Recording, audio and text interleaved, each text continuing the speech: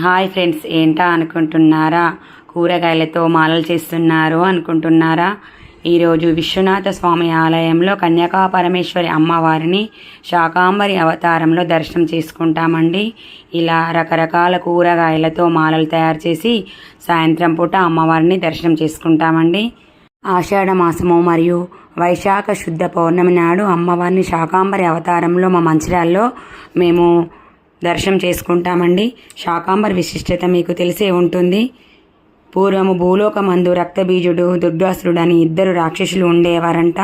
వీరిద్దరు భూమి మీద పంటలు పండనీయకుండా ప్రజలందరినీ చాలా బాధలను కలిగించేవారంట.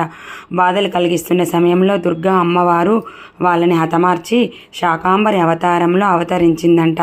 అప్పటి నుండి శాకాంబరి అవతారంలో అమ్మవారిని పూజిస్తారు. ఇలా పూజించడం వల్ల సుభిక్షంగా ఆహార ధాన్యములకు, అష్ట ఐశ్వర్యములకు కొరత లేకుండా ప్రజలందరూ ఉంటారంట.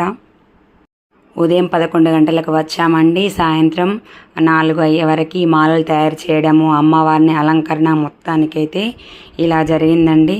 చూపిస్తున్నాను. ఇలా అలంకరణతో సాయంత్రం పూట మళ్ళీ దర్శనానికి వచ్చామండి. చూడండి, అమ్మవారిని దర్శన భాగ్యం చేసుకోండి. చూపిస్తున్నాను.